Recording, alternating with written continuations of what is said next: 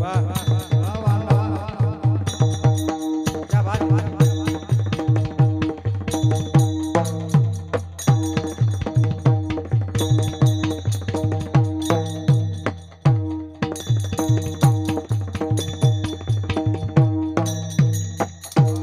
वाह अण्णा वाह अरे वाह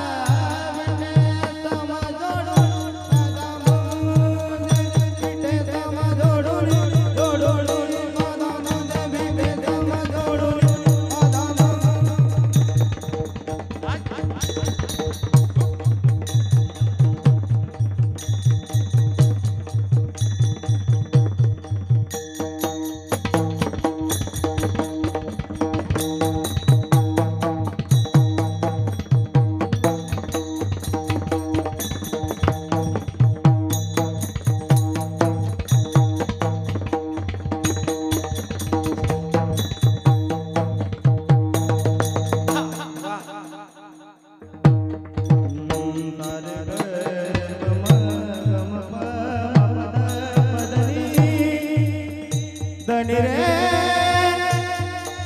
रग रग रग रे बड़ी बड़ी पद मा प ग रे ग रे आ बीटे समदोनी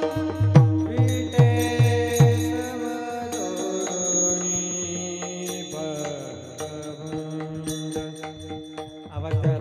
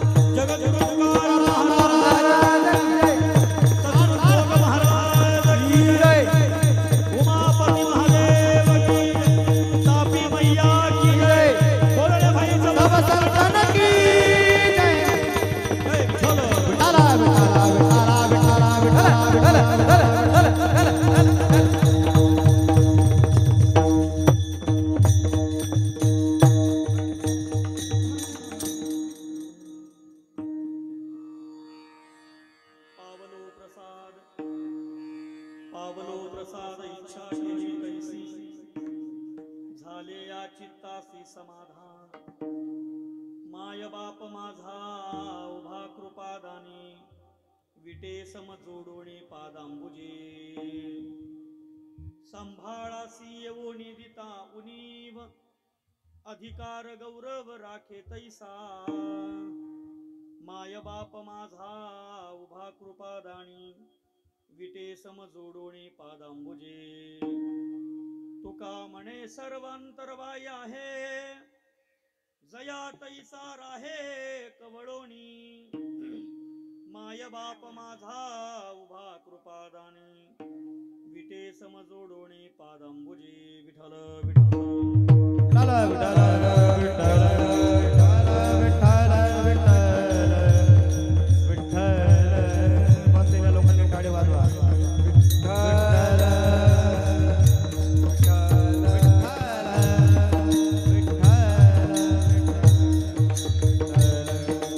विठ्ठल विठ्ठला विठ्ठल विठ्ठल विठ्ठल विठ्ठल विठ्ठल विठ्ठला विठ्ठल विठ्ठला विठ्ठल विठ्ठला विठ्ठल विठ्ठल विठ्ठल विठ्ठल विठ्ठल विठ्ठला ओ विठ्ठल विठ्ठला विठ्ठल विठ्ठल विठ्ठल विठ्ठल विठ्ठल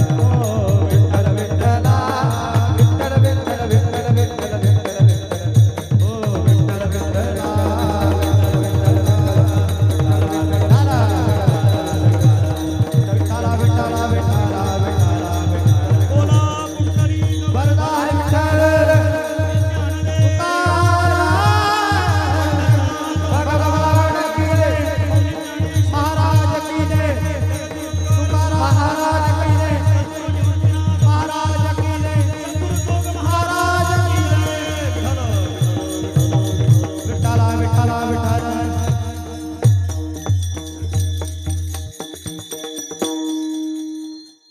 पावलो प्रसाद इच्छा केली तैसी पावलो पावलो प्रसाद इच्छा केली तैसी झाले या चित्तासी समाधान माय बाप माझा उभा कृपादानी विटे सम जोडोणी पादांबुजे यम प्रव्रजन्तमनुपेतमपेत कृत्यं द्वैपायनो विरह कातरा जुहाव पुत्रेति तन्मयतया तरवोऽभिनेदो तं सर्वभूत हृदयं मुनिमानतोऽस्मि योऽन्त प्रविश मम वाचमिमां प्रसुप्तां सञ्जीवयत्यखिल शक्तिधरस्वधाम्नाम् अन्यौषहस्तचरण श्रवणत्वगादीन् प्राणान् नमो भगवते पुरुषाय तुभ्यम् हस्ते क्षमाला हृदि कृष्णतत्त्वम् जिवाग्रभागे वरं राममन्त्रं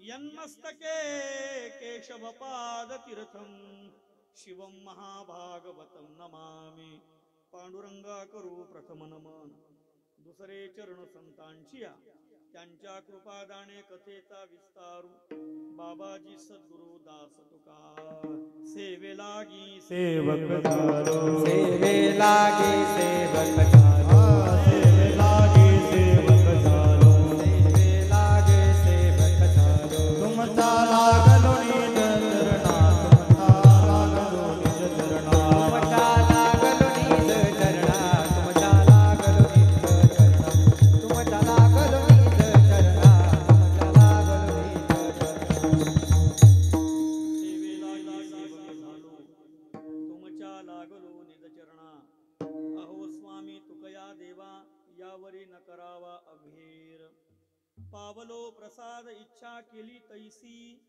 पावलो प्रसाद इच्छा केली तैसी झाले या चित्तासी समाधान माय बाप माझा उभा कृपादानी विटे समजोडोणे पादांबुजे प्रस्तुत कीर्तन रूपी सेवेकरिता निवडलेला भंग विश्वसंत महावैष्णव भगवान श्री गुरु तुकोबाराय महाराजांच्या गाथ्यातील 4 चरणाचा बहुतेकांच्या परिचयाचा आणि बहुतेकांना अपरिचित असणारा आपल्या जीवनामध्ये भगवत कृपा प्राप्त झाल्यानंतर आपल्या जीवनामध्ये आध्यात्मिक प्रासादिक कृपा प्राप्त झाल्यानंतर जीवनावर कोणता परिणाम झाला तो परिणाम महाराज या अभंगातून व्यक्त करतात. विठ्ठल विठ्ठल विठ्ठल विठ्ठल श्री गुरु तुकोबाराय या अभंगातून भाव प्रतिपादन करतायत. ज्या करता मी परमार्थ सुरू केला होता आता ते मला प्राप्त झालं. ज्या करता अट्टहास सुरू होता, ज्या करता रात्रंदिवस अनुष्ठान सुरू होतं, ज्या करता प्रपंचाचा त्याग केला आणि ज्या करता सर्वेश्वर परमात्म्याला जीवन समर्पित केलं, आता ती गोष्ट मला प्राप्त झाली. मग नेमकं तुम्हाला काय मिळालं? श्री महाराज गातायत, माझ्या जीवनामध्ये प्रसाद मला प्राप्त झाला. पावलो प्रसाद इच्छा केली तैसी, जशी माझी इच्छा होती तसा मला प्रसाद प्राप्त झाला. मग कोणता प्रसाद मिळाला? तर त्या प्रसादाचं लक्षण सांगतायत. झाले या चित्तासी समाधान, माझं चित्त समाधानी झालं. माझ्या जीवनामध्ये आता काही मिळवायचं शिल्लक राहिलं नाही. मी तृप्त झालो आणि माझ्या अंतरंग विश्वामध्ये भावामृताचा प्रहर जागा झाल्यामुळे माझ्या अंतःकरणातल्या अज्ञानाचा नाश झाला. आता मी सर्वेश्वर प्रभू परमात्म्याच्या स्वरूप स्थितीला प्राप्त झालो. माझ्या जीवनामध्ये ज्ञानाची पहाट प्राप्त झाली आणि एक अंतःकरणातली तृप्ती आता जीवनामध्ये शांत झाली आणि आता काही मिळवायचं शिल्लक राहिलं नाही. फार समाधानी झालो. मग एकानं तुकोबारांना विचारलं, महाराज फार समाधानी झालात तुम्ही? म्हटलं हो, झाले या चित्तासी समाधान. मग कहा महाराज, हा जो तुम्हाला प्रसाद दिला, हा प्रसाद नेमका कोणी दिला? तर जिथून हा प्रसाद मिळाला त्या प्रसादाचं केंद्र सांगतायत. माय बाप माझा उभा कृपादानी, विटे समजोडोनी पादांबुजे. जो माझा मायबाप आहे, जो कृपामूर्ती आहे, जो कृपादानी आहे, अशा परमात्म्यानं मला हा प्रसाद दिला. कुठे राहतो तो? पंढरपूरला चंद्रभागेच्या काठेवरती विटेवरती समचरण दृष्टीने उभा आहे. त्या प्रभूनं मला हा प्रसाद दिला. दिला हो दिला. मग कहो महाराज, ज्यानं प्रसाद दिला तुम्हाला, आम्हाला पण तो प्रसाद पाहिजे. सांगायला आम्हाला मिळेल का? नक्की मिळेल. तुम्हालाही प्रसाद मिळेल. मग आम्हाला प्रसाद पाहिजे, पण ज्याच्याकडून प्रसाद मिळाला त्याचा स्वभाव आधी सांगता का? कारण ज्याच्याकडून काही घ्यायचंय त्याचा स्वभाव माहिती असणं गरजेचं आहे. सांगा ना, तुम्हाला ज्या देवानंच प्रसाद दिला त्या देवाचा स्वभाव कसा आहे? तुकोबारा म्हणतात त्याचा स्वभाव सांगणं तसं कठीण आहे. या संपूर्ण विश्वामध्ये जी काही जीव उत्पत्ती आहे, या संपूर्ण विश्वोत्पत्तीचा स्वभाव तोच आहे. त्याचा नेमका स्वभाव कसा आहे हे वेद, पुराण, शास्त्र, उपनिषद यांना कळत नाही, महापुरुषांना कळत नाही. पण एक मला माहिती आहे, जर त्याच्या करता तुम्ही त्याच होऊन जगाल तर तो प्रभू तुम्हाला प्रत्येक क्षणाला सांभाळत राहील. सांभाळासी येऊन दिता उणीव, अधिकार गौरव राखे तैसा. त्यानं मला सांभाळलं आणि माझा गौरव लोकांच्या समोर प्रगट करून दिला. तुकोबारा म्हणतात तसा तो परमात्मा सर्व ठिकाणी व्याप्त आहे. त्याला कोणत्या एका ठिकाणी बांधता येत नाही. तो सर्व ठिकाणी चराचरामध्ये व्याप्त आहे. त्याला पाहण्याकरता तशी दृष्टी आम्हाला पाहिजे आणि ही दृष्टी आमच्या जीवनामध्ये अनुष्ठान करून, साधना करून आम्ही कमावली आणि तो प्रभू आता आमच्या अंतःकरणामध्ये स्थिर झाला. आमचं जीवन तृप्त झालं. परमार्थाच्या कलशस्थानी मी आता पोहोचलो. माझं जीवन परमार्थिक दृष्टीनं अलंकृत झालं. माझ्या अंतःकरणामध्ये भाव विश्व आणि त्या ठिकाणी निर्माण झालं. तुकोबारा म्हणतात आता माझं जीवन समाधानी झालं. तुम्हीही समाधानी व्हाल, फक्त तुम्ही आमच्या प्रमाणे आणि आमच्या सांगण्याप्रमाणे वागा असा आग्रह तुकोबाराय करतायत. विठ्ठल विठ्ठल विठ्ठल विठ्ठल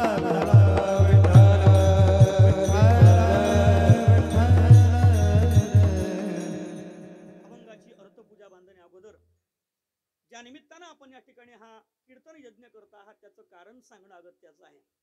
गेल्या अनेक वर्षापासून आपली श्री क्षेत्र टेकवाडे अशी ही पुण्यभूमी आणि या सूर्यकन्या तापी मातेच्या काठावरती वसलेली ही आपली अध्यात्मभूमी. खरं म्हणजे इतिहासामध्ये अनेक ठिकाणी ज्या नगरीची नोंद आढळते असं ताम्रपाषाण युगातलं अत्यंत प्राचीन आणि अत्यंत पुरातन असं मंदिर भगवान महादेवाचं आपल्या या ठिकाणी आहे. आणि परंपरेनं आपण सगळेजण भगवान महादेवाची उपासना परंपरेनं पिढीजात पद्धतीनं करतो आहोत. ज्या महादेवाच्या परंपरेच्या उपासनेमध्ये आपल्या पिढ्यानपिढ्या खर्च झाल्या, तीच परंपरा अत्यंत प्रभावीपणे आपण पुढच्या पिढीकडे संक्रमित करत आहात, ही मोठी आनंदाची बाब आहे. खरं म्हणजे ज्या भूमीवरती महादेवाचं स्थान पुरातन आहे ती भूमी मोठी अत्यंत भाग्यवान आणि पुण्यवान असते. ज्या भूमीमध्ये शिवलिंग आहे, महापुराण म्हणतं ज्या भूमीमध्ये शिवलिंग आहे त्या भूमीमध्ये कोणत्या प्रकारचे दोष बांधले जात नाही. आणि ज्या भूमीमध्ये अर्वाचीन आणि प्राचीन काळापासून अत्यंत अखंडपणे उपासना आणि साधना आहे, तिथल्या लोकांच्या जीवनामध्ये सद्विचाराचं आणि सद्भावाचं अनुष्ठान हे परंपरेनं आग्रहाने चालत येत असतं. असं अत्यंत आपण या ठिकाणी भाववादी दृष्टिकोनातून आपण या मंदिराची उपासना, त्याची त्या ठिकाणी जोपासना करत आहात. आणि पुढच्या पिढीला आपण अत्यंत प्रभावीपणे ते संस्कार देत आहात. आणि याच अनुष्ठानातून 3 वर्षापासून आपण सर्वजण या तापी मातेच्या काठावरती आपण हा कीर्तनाचा नामयज्ञ करत आहात. खरं म्हणजे आपल्या गावामध्ये होणारा सप्ताह म्हणजे साधं समजू नका. माझे गुरुजी म्हणायचे गावात होणारा सप्ताह म्हणजे गावातला कुंभमेळा असतो. कुंभमेळा असतो. तुम्ही दर 12 वर्षाने नाशिकला कुंभ पाहिला असेल. अनेक लोक तिथे स्नानाकरता गेले असतील. पण माझे गुरुजी म्हणायचे त्या कुंभापेक्षा हा कुंभ कितीतरी पटीनं श्रेष्ठ आहे. कारण त्या कुंभाला जर तुम्ही कधी गेलात ना तर त्या कुंभामध्ये तुम्हाला पर्वणी काळामध्ये स्नान मिळेलच याची काही गॅरंटी नाही. जरी तिथे तुम्हाला स्नान मिळालं तर त्या गर्दीमध्ये तुम्हाला कदाचित मलिन पाण्यामध्ये स्नान करावं लागेल. कारण तिथे सगळे लोक आपले पाप धुण्याकरताच गेलेले असतात. पाप धुण्याकरता गेलेले असतात. एक कवी त्या गर्दीमध्ये गेला. हजारो लाखोंच्या संख्येनं त्या काठावरती गर्दी होती गंगेच्या. आणि त्या गंगेतला प्रसंग त्या कवीनं पाहिला. जो तो यायचा गंगेमध्ये स्नान करायचा, शिव शिव म्हणायचा, हर हर म्हणायचा आणि आपलं पाप धुतलं अशी भावना व्यक्त करून बाहेर यायचा.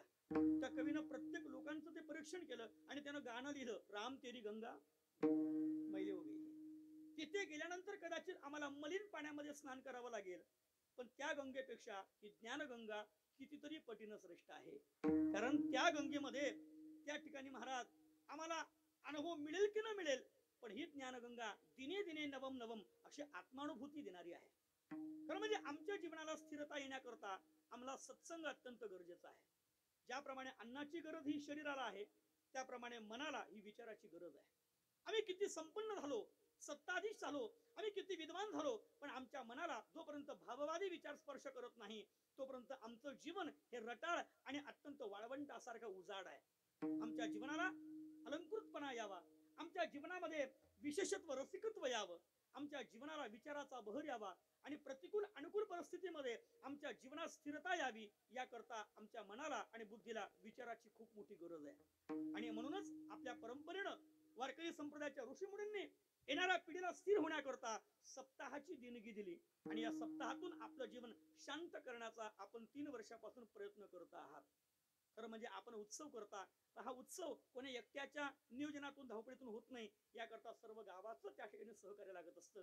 तरुणांचं आबालवृद्धांचं सहकार्य आणि आपल्या गावातील त्या ठिकाणी भूमिपुत्र असणारे आमचे रोहित महाराज जे आळंदी सारख्या पुण्यभूमीमध्ये अनेक वर्ष अत्यंत सांप्रदायिक पद्धतीनं परंपरेचा अभ्यास करून आपल्या गावामध्ये पुन्हा परत आले आणि ही लहान लहान लेकरं उभी केली आणि यांच्याद्वारा वारकरी संप्रदायाची बैठक बांधणी व्हावी आणि आपल्या परंपरेकडे वारकरी संप्रदायाकडे लोकांचा कल व्हावा याकरता प्रयत्नपूर्वक गावाच्या सहकार्याने आणि गावाच्या मदतीतून धावपळीतून त्यांनी या ठिकाणी या उत्साहाची बांधणी केली, उत्सवाची बांधणी केली. याकरता अधिकार संपन्न गुणीजन या ठिकाणी उपस्थित आहे. परिसरातील सर्व भजनी मंडळ आणि या संपूर्ण खानदेशामध्ये ज्यांच्याकडे अत्यंत वारकरी संप्रदायाचे निष्ठावंत म्हणून पाहिलं जातं आदरणीय मयूर महाराज ज्यांच्या कंठामध्ये जादू आहे. गातात अनेक लोक पण गाण्यातून आपल्या अंतःकरणात भाव जागा करणं ही एक विशेष ख्याती त्यांची आहे. तुम्ही नाचणारा मयूर पाहिला असेल पण गाणारा मयूर तुम्हाला 7 दिवस पाहायला मिळतोय हे तुमचं भाग्य आहे. आणि याच मयूर महाराजांच्या साथीला ज्यांच्या अंतःकरणामध्ये अत्यंत विशेष भजनाची तीव्रता आहे असे आदरणीय आमचे सागर महाराज ज्यांचा संपूर्ण खानदेश परिसरामध्ये या संपूर्ण उत्तर महाराष्ट्रामध्ये विशेष असा संप्रदायाच्या दृष्टीनं नावलौकिक आहे असे आदरणीय सागर महाराज आहेत. आदरणीय असे मृदंगाचार्य काय नाव सागर महाराज हा दोन्ही सागर वा वा असे आपण सर्वजण या ठिकाणी उपस्थित आहात. सोबदार आहेत, मृदंगाचार्य आहेत आणि आपल्या सर्वांच्या उपस्थितीमध्ये हा या ठिकाणी नामयज्ञ सोहळा आपण संपन्न करत आहात. अभंगाची भूमिका मला सांगून झाली. आता तुम्हाला सर्वांना विनंती करतो तुम्ही सर्वजण कीर्तनाच्या अंतरंगामध्ये उतरण्याचा प्रयत्न करा. माझा आवाज तुम्हाला येतोय ना? हो म्हणा. येतोय ना? सर्वांना येतोय? अत्यंत सर्वांगाचं कान करून ऐका. तुम्ही जेवढं चांगलं ऐकाल तेवढं मला चांगलं बोलता येईल. माझे गुरुजी म्हणायचे वक्ता आपल्या विद्वत्तेनं कधी बोलत नसतो, वक्ता श्रोत्यांच्या ऐकण्याच्या जिज्ञासू वृत्तीनं बोलत असतो. म्हणून तुमची ऐकण्याची तीव्रता किती आहे त्यावरून माझ्या बोलण्याला धार येणार आहे. सर्वांगाचं कान करून ऐका, चांगलं ऐका. मी चांगलं सांगण्याचा प्रयत्न करतो. विठ्ठल विठ्ठल विठ्ठल विठ्ठल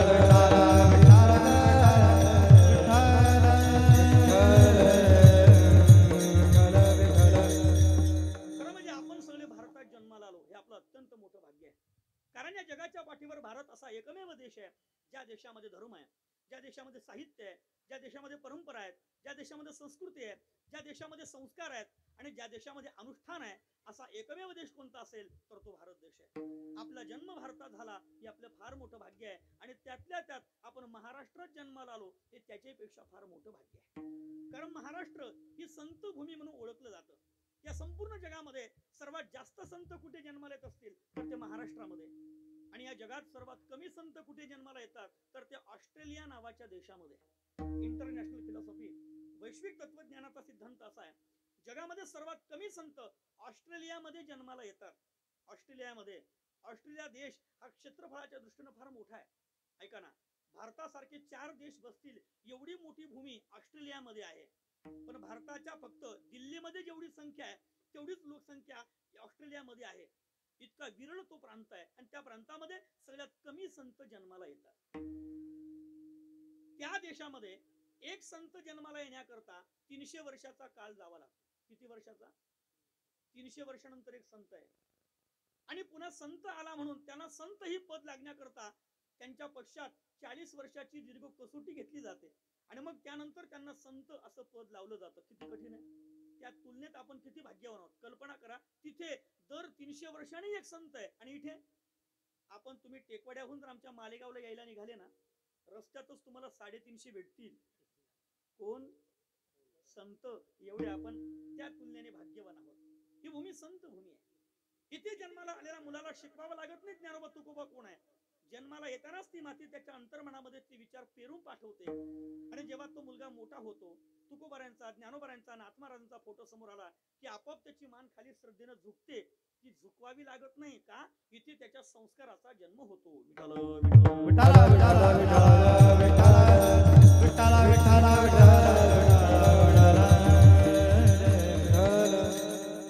आम्हाला जीवनामध्ये स्थिर व्हायचं असेल, आम्हाला सत्संगाशिवाय पर्याय नाही. आम्हाला आज परिस्थितीच्या दृष्टीनं फार मोठी संपन्नता आली, पण आमचं जीवन मानसिकतेच्या बाबतीमध्ये अत्यंत दरिद्र झालं. माझं बोलणं नीट ऐका. 30 वर्षापूर्वी आमच्या जीवनामध्ये संपन्नता नव्हती. 30 वर्षापूर्वी आमच्याकडे सुविधा नव्हत्या, पण लोक सुखी होते. आज आमच्याकडे सगळ्या सुविधा आहेत, पण आमच्या जीवनामध्ये सुख आणि समाधान मात्र दिसत नाही. मला सांगा ना, 30 वर्षापूर्वी आमच्या घरामध्ये LED टीव्ही नव्हता. 30 वर्षापूर्वी आमच्या घरामध्ये टाईल नव्हती. 30 वर्षापूर्वी आमच्या घरात किचन ओटा नव्हता. 30 वर्षापूर्वी आमच्या घरात फ्रीज कुकर नव्हतं. 30 वर्षापूर्वी आमच्या घरावर स्लॅब नव्हता. 30 वर्षापूर्वी आमच्या दारात गाडी नव्हती, हातात फोन नव्हता, पण तरी लोक समाधानी होते. सुविधा नव्हत्या, पण लोकांकडे समाधान होतं. आता सगळ्या सुविधा आहेत ना, पण समाधान मात्र नाही. सगळ्या सुविधा आहेत पण समाधान नाही. का? कारण आम्ही स्थिर होण्याच्या प्रयत्नामध्ये आमची मानसिकता दरिद्र करून बसलो. पूर्वी लोक एकत्र आले की रामायण महाभारतातल्या चर्चा करायच्या. आता लोक एकत्र आले की विधान भवनातल्या चर्चा करतात. आता लोकांना सत्संगापेक्षा राजकारणामध्ये जास्त आनंद वाटू लागला. आमच्या जीवनातले 2 वस्तू निघून गेल्या. एक संत निघून चालले आणि ग्रंथ निघून चालले. आम्ही आनंदी आहोत असं लोकांना दाखवण्याचा प्रयत्न करतो, पण आम्ही फार भामटी आहोत. आमचा मुखवटा फार वेगळा आहे, पण आम्ही आतून मात्र स्वभावाने आणि मनस्थितीने अत्यंत दरिद्र आहोत, भिकारी आहोत. हे तुम्हाला सगळ्यांना मान्य करावं लागेल. आपला स्वभाव आणि आपली मानसिकता अत्यंत खालच्या थराला गेली. रोजच आमचं फिरणं होतं. रोज एका नवीन घरामध्ये जाणं होतं. रोज एका नवीन गावामध्ये जाणं होतं. रोज नवीन नवीन लोक भेटतात आणि लोक आम्हाला त्यांचा मनोगत सांगतात. महाराज, देवाची आमच्यावर फार विशेष कृपा आहे. फार कृपा आहे. 10 वर्षापूर्वी आम्हाला खायला काही मिळत नव्हतं आणि आज देवाची अशी कृपा आहे. आमच्याकडे कोटी रुपयाचा बंगला आहे, चंदनाचा पलंग आहे, रेशीमची गादी आहे, सगळं व्यवस्थित आहे. पण अडचण एक आहे, झोपण्याकरता 14 रुपयाची गोळी खावी लागते. का? आमची मनस्थिती चांगली राहिली नाही. आमची परिस्थिती फार चांगली आली, पण मनाच्या बाबतीने आम्ही विकृत झालो. का? आपल्या जीवनामध्ये सत्संग निघून गेला. याकरता सुखरूपता जीवनामध्ये यावी, याकरता सत्संग फार महत्वाचा आहे. मी आता परवा पेपरला वाचलो, महाराज, भारतातले सर्वात मोठे उद्योगपती मुकेशभाई अंबानी यांच्याकडे दरवर्षी भागवत कथा असते. दरवर्षी जोपर्यंत डोंगरे महाराज होते तोपर्यंत दरवर्षी महाराज कथा करायचे. महाराज गेले नंतर रमेशभाई ओझा, देवकीनंदन ठाकूर, कृष्णचंद्र ठाकूर ही सगळे मोठी माणसं आता अलीकडेच त्यांच्याकडे मोरारी बापू रामकथा करून आले आणि दरवर्षी कथा असते. दरवर्षी मुकेश अंबानींचा सर्व परिवारच्या परिवार सगळेजण त्यांच्या कथाच्या पंडालमध्ये आपला मोबाईल स्विच ऑफ करून समोर बसलेले असतात. बाहेरचा कोणताच व्याप मनात नाही. मोबाईल आपला स्विच ऑफ आणि संपूर्ण जगाशी डिस्कनेक्ट होऊन ते समोर पंडालमध्ये बसलेले असतात. एका उद्योगी मित्राने त्यांना प्रश्न विचारला मुकेश शेटला. म्हणे का हो मुकेश भाई, तुम्ही तुमचा मोबाईल स्विच ऑफ करून 7 दिवस त्या कथेच्या समोर त्या बाबाच्या समोर बसता, काय मिळतो तुम्हाला? तुम्हाला कल्पना आहे म्हणे, तुमचा एक एक मिनिट लाख रुपया किमतीचा आहे आणि तुम्ही तुमचा वेळ वाया घालवता. 8 दिवसामध्ये किती नुकसान तुमचं होतं, काय मिळतं तुम्हाला तिथे? त्या मुकेश भाईने फार गोड उत्तर दिलं. तुम्हाला सर्वांना ते आवडेल.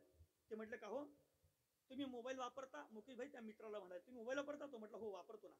मग सांगा ना, 22 तास मोबाईल चांगला चालावा याकरता किमान 2 तास तरी तुम्ही त्याला कुठे लटकवता हो? बोला ना. चार्जिंगला लटकवता की नाही? 22 तास मोबाईल चांगला चालावा याकरता किमान 2 तास तरी तुम्ही त्याला चार्जिंग लटकवता की नाही? तसंच 365 दिवस माझे चांगले जावेत याकरता 8 दिवसाचा सप्ताह म्हणजे माझ्याकरता चार्जिंग टायमिंग आहे म्हणे. Charging timing. या उत्सवामध्ये ऊर्जा मिळाली की मग वर्षभरामध्ये आपल्या जीवनामध्ये अनुकूल प्रतिकूल परिस्थिती आली की या उत्सवातले विचार आपल्याला पडू देत नाही, उभं राहतात, उभं करतात आणि आपल्याला जगण्याकरता ऊर्जा आणि प्रेरणा देतात.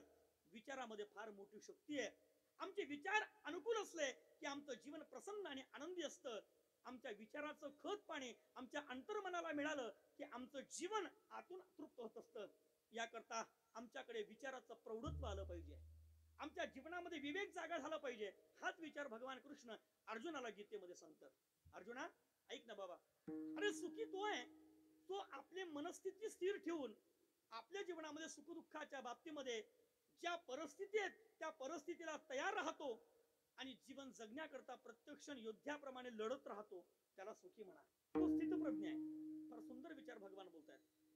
अध्याय 2 श्लोक क्रमांक 38 ज्ञानोबा याच्यावरती चिंतन फार गोड करतात. भगवान बोलतात अर्जुना सुखी तो आहे. सुख दुःखे समे कृत्वा लाभा लाभो जया जयो ततो युद्धाय युज्यस्व नैवं पापमवाप्स्यसि. हे अर्जुना सुखी तो आहे. सुखी तो आहे कोण?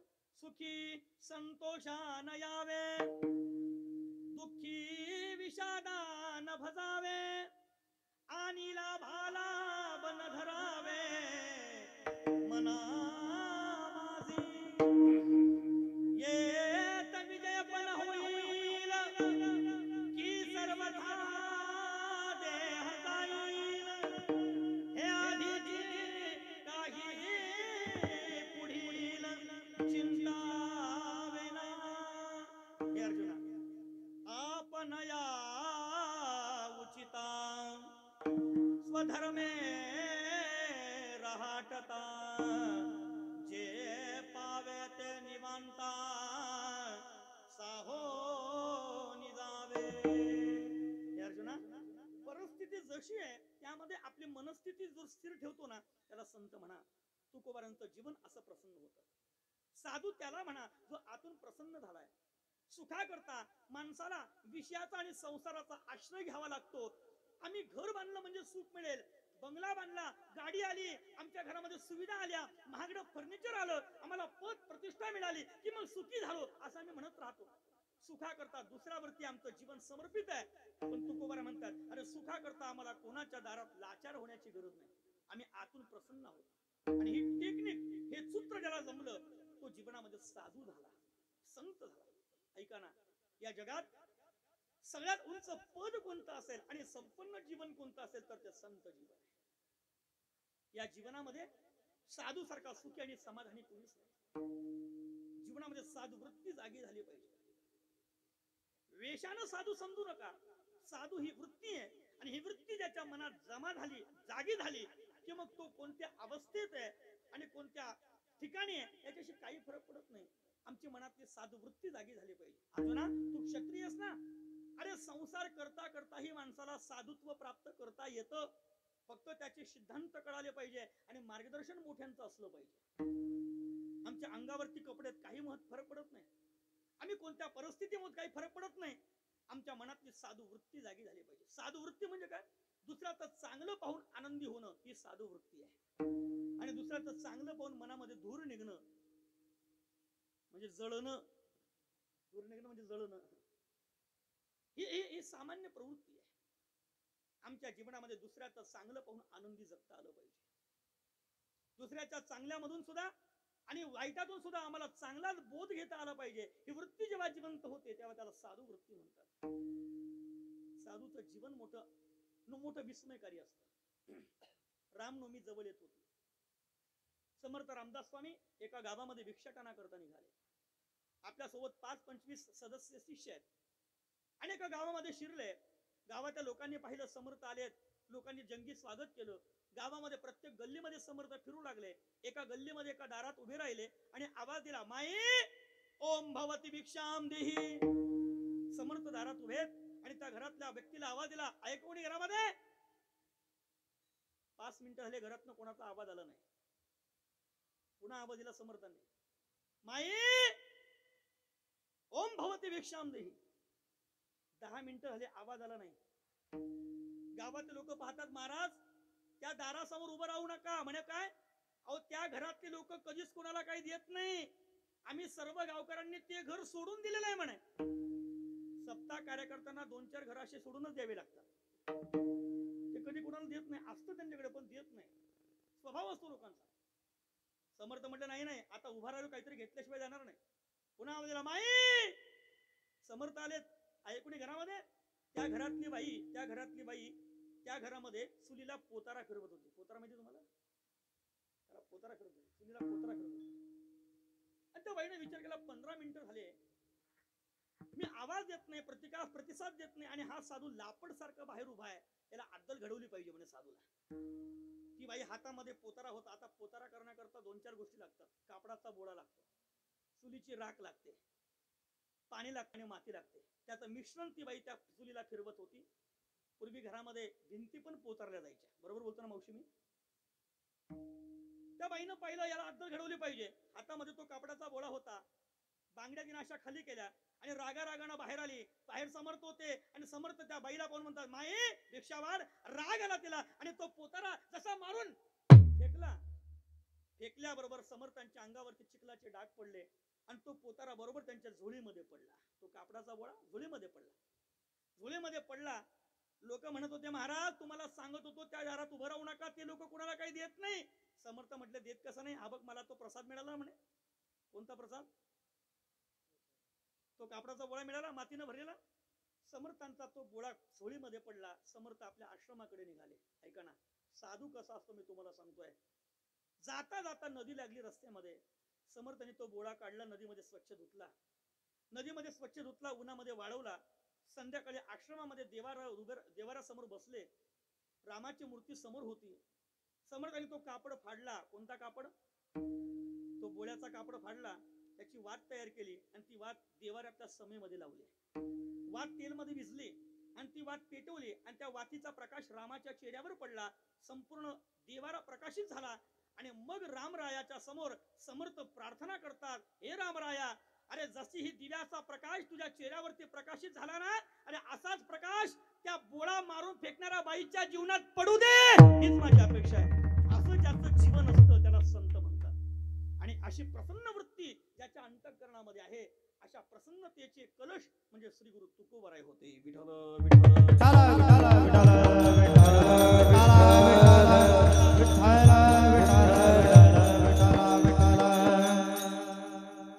ज्ञानोबा म्हणतात, साधू कसे आहे.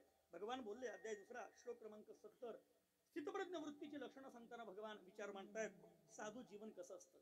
आपूर्यमानमचल प्रतिष्ठ समुद्रमाप प्रवशन्ति यद्वत् तद्वत् कामायं प्रविशन्ति सर्वे स शान्तिमाप्नोति न कामकामी. साधूला प्रसन्नतेकरता कोणाच्या समोर आश्रय घेण्याची गरज राहत नाही. ऐका ना, एकदा सूर्य आणि त्याच्या बायकोचं भांडण झालं. कोणाचं? वरचा सूर्य आणि त्याची बायको भांडण झालं. एवढं भांडण झालं मयूर महाराज, त्या भानगडी पाहिला सगळे कॉलनी जमा व्हायची. लोक गुच्चूप चोरून दुसऱ्याच्या घरातल्या भांडणं ऐकण्याला त्यांना विशेष मजा वाटत असते. आणि काही लोकांचा स्वभावच आहे, दुसऱ्याच्या भानगडी ऐकल्याशिवाय त्यांना जेवणच जात नाही. काही लोकांचा स्वभावच आहे. आणि त्या सूर्याला फार लाज वाटायची, अरे एवढा मोठा माणूस आणि माझ्या घरातल्या कुरघोडी लोक ऐकतात. एक दिवशी सूर्य आपल्या बायकोला म्हणाला, म्हणे का ग मूर्ख झालीस का, विनाकारण माझ्यासोबत भांडते. ती म्हणे, का हो मी विनाकारण भांडते? म्हणे हो विनाकारण भांडते. मग बरोबर आहे ना, विनाकारण जर तुमच्यासोबत भांडलीच नाही तर मला बायको तरी कोण म्हणेल म्हणे. बायको तरी कोण म्हणेल. भांडली पाहिजे, माझा स्वभाव आहे. अगं पण का भांडते कारण नसताना? मग तिनं सांगितलं, ऐका ना म्हणे, मी कारण नसताना भांडत नाही म्हणे. काय जरा बाहेर डोकावून पहा, दिवाळीचा सण चालू आहे म्हणे. बरोबर आहे, जरा प्रत्येक घरावरती पहा ना. अरे कोणाच्या अंगणामध्ये 50 दिवे, कोणाच्या अंगणामध्ये 100 दिवे, कोणाच्या घरावरती मोठमोठ्या आकाश कंदील आहे, कोणाच्या दारावरती मोठमोठ्या लाइटिंगच्या माळा आहेत, हजार हजार लाईटीचे, आणि अत्यंत प्रत्येकाचं घर प्रकाशित झालेलं आहे. अनेकांच्या दारामध्ये 100-100, 200-200 पंत आहेत. अगं मग तुझं म्हणणं काय म्हणे? माझं म्हणणं एकच आहे, आपण सूर्य आहात ना म्हणे. हो. मग का हो, बाहेर लोकांच्या घरामध्ये 100-100 दिवे आहेत, पण आपण सूर्य असून आपल्या घरात साधी पंक्ती नाही. कोण म्हणे? बोला ना. सूर्याची बायको म्हणे. कोणाला म्हणे? सूर्याला. तुम्ही सूर्य आहात ना, तुमच्या घरात साधी पंक्ती नाही. सूर्य म्हणे, अगं वेडाबाई, माझ्या घरामध्ये पंक्ती असली काय नसली काय, काय फरक पडतो? मी सूर्य आहे ना, मी सूर्य आहे. अगं माझ्या प्रकाशासमोर किती पंक्त्या लावल्या म्हणजे माझ्या घरामध्ये प्रकाश पडेल? शक्य आहे का ते? अरे जो स्वतः प्रकाशित आहे, जगाला प्रकाश देतो, त्याच्या घरासमोर साधी साधी साधी पंक्ती काय करेल? ज्ञानोबा म्हणतात तसंच आहे. अरे जो आतून तृप्त आणि आतून समाधानी झालाय, त्याला बाहेरच्या संसाराचे दुःख काय दुःखी करू शकते सांगा ना. असं ज्याचं पवित्र जीवन आहे त्याला संत म्हणा. ज्ञानोबारांचा दृष्टांत आहे.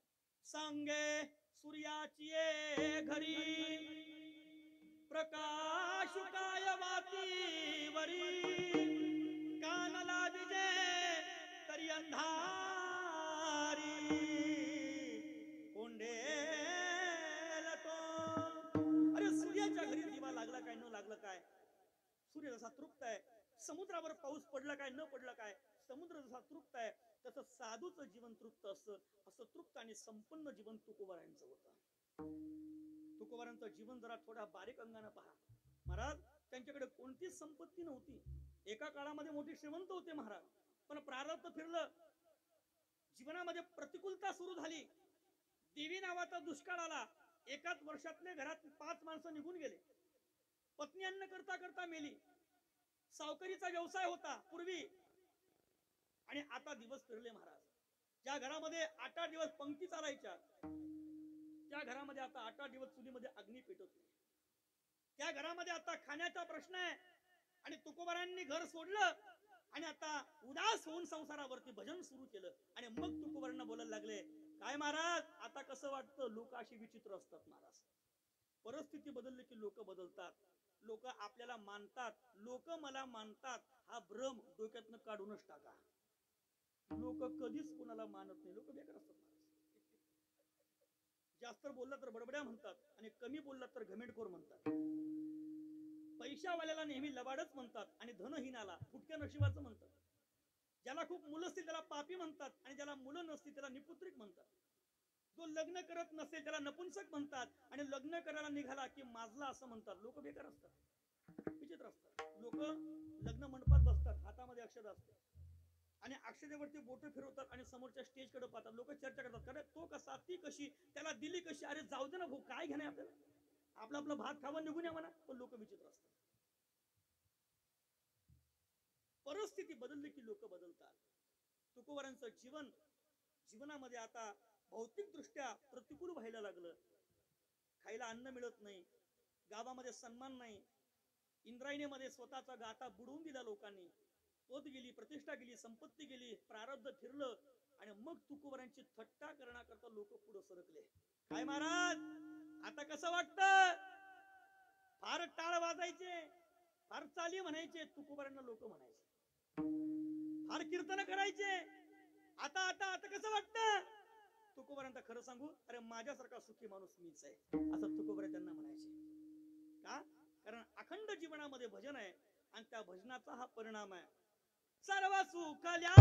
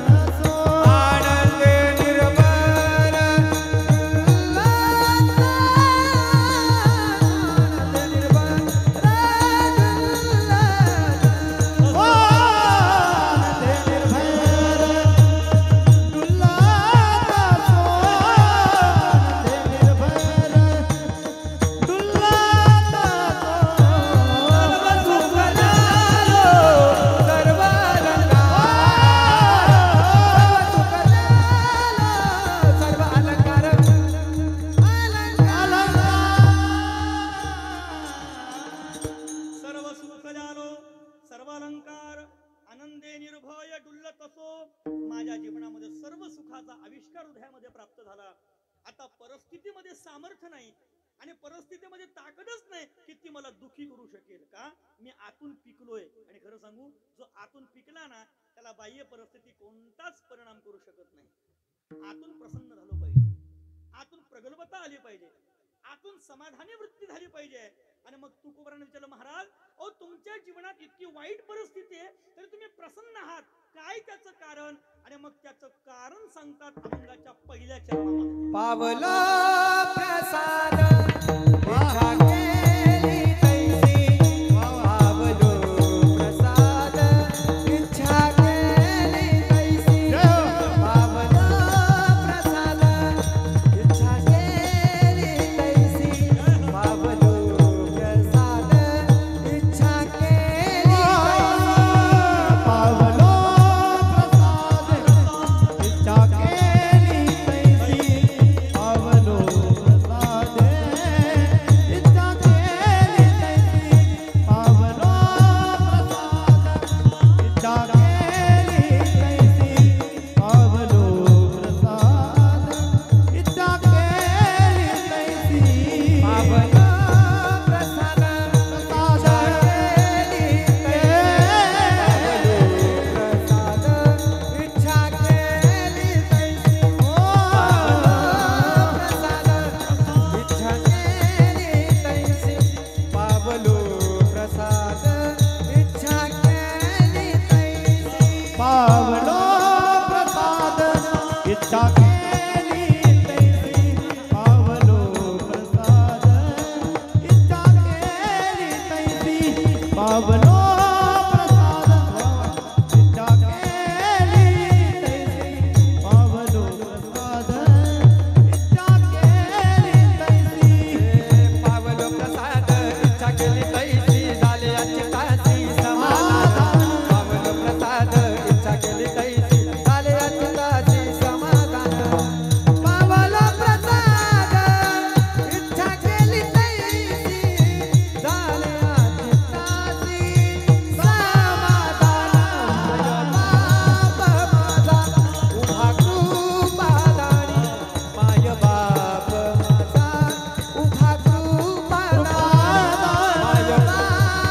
माझा उभा कृपादानी, माय बाप माझा उभा कृपादानी, ओ पावलो प्रसाद इच्छा केली तैसी, झाले अच्युतासी समाधान, पावलो प्रसाद इच्छा केली तैसी, झाले अच्युतासी समाधान, पावलो प्रसाद इच्छा केली तैसी, झाले अच्युतासी समाधान, माय बाप माझा उभा कृपादानी, माय बाप माय बाप उभा उभा माय बाप माझा उभा कृपादानी, माय बाप माय बाप उभा उभा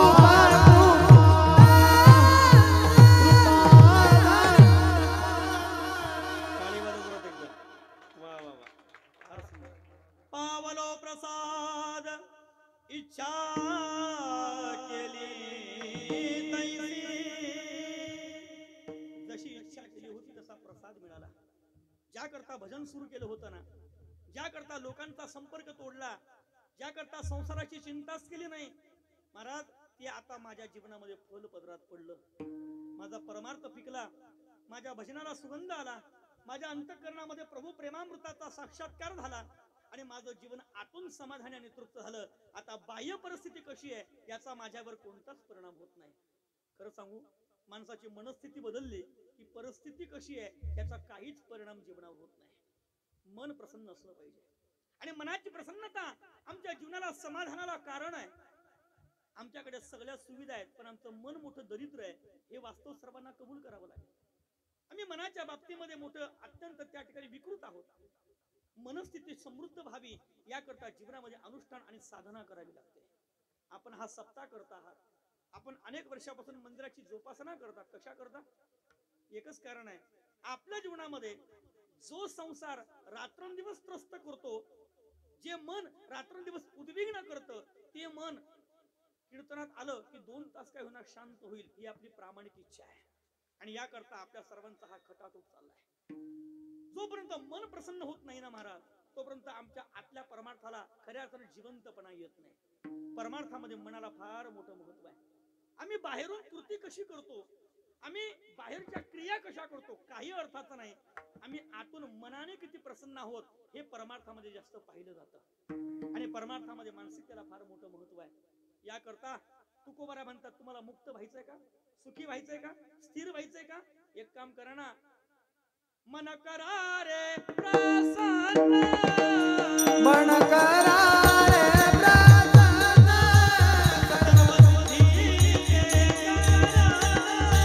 सर्व सिद्धीचे कारण,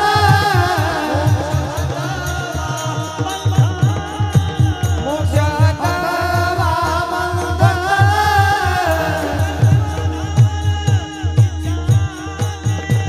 समाधान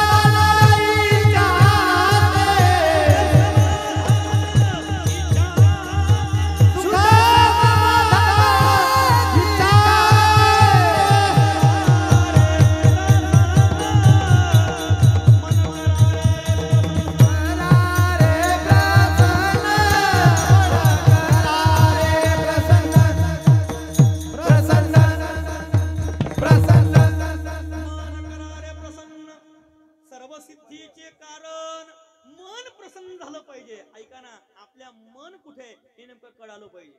पण खरं सांगू, आपल्या जीवनामध्ये सगळं कळतं पण मन कुठे हे कळत नाही. ऐका ना, विज्ञान फार पुढे गेलंय महाराज, इतकं पुढे गेलंय, आपल्या शरीरातला कोणता पार्ट कुठे आहे, कोणतं ऑर्गन कुठे आहे, हे सगळं कळतं महाराज. पहा तुम्ही, तंत्रज्ञान किती विकसित आहे. आपण गाडीवरनं खाली पडलो, आपलं हाड कुठे टिसलंय आणि किती MM चा तडा गेलाय आतमध्ये, हे सगळं एक्सरे मध्ये कळतं की नाही, कळतं. आपल्या कोणत्या भेदला कुठे ब्लॉकेज आहे आणि ब्रेन मध्ये म्हणजे मेंदूमध्ये कुठे ट्यूमर झालाय, कुठे रक्ताची गाठ आहे, हे सगळं सिटी स्कॅन मध्ये, MRI मध्ये कळतं. इतकं तंत्रज्ञान विकसित आहे, आतलं सगळं दिसतं. उद्या एक काम करा, धुळ्याला जा MRI सेंटर मध्ये, त्याला म्हणा डबल फी घे, फक्त माझं मन कुठे तेवढा MRI काढून दे. काढून देतो. या शरीरामध्ये 4 गोष्टी अशा आहेत ज्या आहेत पण दिसत नाही. ज्ञानोबरांची भाषा आहे. 4 गोष्टी अशा आहेत दिसत नाही. 1 मन दिसत नाही, 2 बुद्धी दिसत नाही, 3 चित्त दिसत नाही आणि 4 अहंकार दिसत नाही. भाषा ज्ञानोबरांची. बुद्धी आणि मन, चित्त, अहंकार, हन हे चतुर्विध चिन्हदान अंतःकरणाचे. या देहातल्या 4 गोष्टी दिसत नाही. मन मोठं विचित्र आहे, एका जागेवर शांत बसतच नाही. मन इतकं भामट आहे, आम्हाला कीर्तनाला घेऊन येतं, आम्हाला मंडपात सोडताना ते मात्र निघून जात. कोण? मन एका जागेवर शांत बसतच नाही. किती प्रयत्न करा शांत बसत नाही. आता मला खरं सांगा, माझ्या समोर बसून तुम्हाला जवळजवळ 1.5 तास झाला, खरं सांगा तुम्ही मनाने बसलात का? नाही ना. धन्यवाद. तुम्ही कुशल नाही म्हणता, कमीत कमी तोंडावर तर हा म्हणा. नाही बसू शकत नाही ना. सुभाषितकरांचा दृष्टांत रोहित महाराज. सुभाषितकर बोलतात, ज्याप्रमाणे माकड कधी एका जागेवर शांत बसत नाही, त्याप्रमाणे हे मन आहे. मन चंचल चपळ, जाता येता न लगे वेळ, जाता येता न लगे वेळ, जाता येता न लगे चंचल चपळ, जाता येता न लगे वेळ, जाता येता न लगे वेळ, जाता येता न लगे मन चंचल चपळ, जाता येता न लगे वेळ. किती प्रयत्न करा, मन एका जागेवर शांत बसत नाही. तुम्ही माकड पाहिलंय ना, तुमच्याकडे माकडाला काय म्हणतात? बोला बोला बोला. हा, वांदर. कल्पना करा, माकड आहे, उड्या मारणारा माकड आहे. कल्पना करा मावशी, ऐका ना, ऐका ऐका दादा, कल्पना करा उड्या मारणारा माकड आहे. उड्या मारणाऱ्या माकडानं 1 ग्लास दारू पिली, आता किती उड्या मारेल ते? दारू पिणारे माकडं साध्या उड्या मारतात का महाराज? आधीच माकडे त्यानं दारू पिली. दारू पिलेल्या माकडाला विंचू चावला, आता किती उड्या मारेल? आधीच माकड आहे, त्यानं दारू पिली, त्याला विंचू चावलाय आणि अशा अवस्थेत असणाऱ्या माकडाच्या अंगात पुन्हा भूत घुसलं, भूत, आता किती उड्या मारेल? ज्ञानोबरांची भाषा आहे, सुभाषितकरांचा दृष्टांत आहे. आता ही जी माकडाची अवस्था आहे ना, याच्यापेक्षा 1,00,000 पटीनं चंचल काही असेल तर ते मन आहे. मर्कटस्य सुरापाणम तस्य वृश्चिक दंशनम तन्मध्ये भूत संचारो यद्वा तद्वा भविष्यति. ज्ञानोबा रे गातात अध्याय 13. ऐसे कैसे घडेल का मर्कट समाधी घेईल रहा म्हणतलिया राहील महावातू. ज्याप्रमाणे मन कधी माकड कधी शांत बसत नाही त्याप्रमाणे हे मन आहे. आमच्या जीवनामध्ये परमार्थ मना करताच चाललाय. ऐका ना, आमची सगळी जी प्रक्रिया चालली ना फक्त मनाला शांत होण्याकरता. आम्ही उपासना करतो, एकादशी करतो, वारी करतो, नित्यनेमाचं दर्शन करतो, आरती करतो, आम्ही अनेक प्रकारचे अनुष्ठानं करतो, कीर्तन ऐकतो, आम्ही कीर्तन करतो. हे सगळं कशा करता चाललंय? मन शांत व्हावं याकरता. मन शांत झालं की सगळ्या समस्या सुटल्या. कारण मनामुळेच हे सगळं काल्पनिक जगत निर्माण झालंय असं ज्ञानोबा म्हणतायत. मन मोठं विचित्र आहे, नाही आम्हाला शांत करतायत. ज्ञानोबांची सोपी भाषा सांगू, माऊली म्हणतात सगळ्यांच्या नादी लागा गड्या पण मनाच्या नादी लागू नका. मनोमार्ग गेला तेथेची मुकला हरिपाठी स्थिरावला तोची धन्य. मन मोठं विचित्र आहे महाराज. मन लोभी मन लालची मन चंचलोर चोर मन के मत मत चलना पलक पलक मन ओर. इकडे माझ्याकडे पाहताय तुम्ही सगळे, माझ्याकडे पहा. पलक पलक मन ओर. मन एका जागेवर शांत बसत नाही हा मनाचा स्वभाव आहे. नाथ महाराजांचं फार सुंदर चिंतन आहे. मला खूप या संबंधाने मनाबद्दल बोलते कारण मी मानसशास्त्राचा स्पेशलिस्ट विद्यार्थीच आहे, सायकोलॉजी. मन मोठे विचित्र आहे. महाराजांची भाषा आहे नाथ महाराज. अशक्य गोष्टी शक्य करता येतील पण मन मात्र शांत करता येणं मोठं कठीण आहे. योग ध्यान जप तप नाम या सगळ्या साधना आहेत. या सगळ्या साधना मनाला शांत करण्याकरता आहेत. गीता सांगितली अर्जुना मनाला शांत करण्याकरता. भगवान शुकदेवजींनी परीक्षितीला भागवत सांगितलं. परीक्षिती जीवनमुक्त होण्याकरता पहिलं सूत्र आहे जितासनो जितश्वासो जित संगो जितेंद्रिय एव भगवद रूपे मन संधारयेत विहा. हे परीक्षिती जीवनामध्ये मन शांत करण्याचा प्रयत्न कर. प्रत्येक ग्रंथ मनाच्या चिंतनातून निर्माण झाला. हे मन मोठं विचित्र आहे, शांत होत नाही. वारा बांधवेल मोठे अगनी प्राशवेल अवचटे का समुद्र घोटवेल घोटे परिमनात मनिष्ठे नये. नाथ महाराज म्हणतात कदाचित वारा बांधता येईल म्हणे. वारा बांधता येईल, वारा बांधता येईल, वारा बांधता येईल.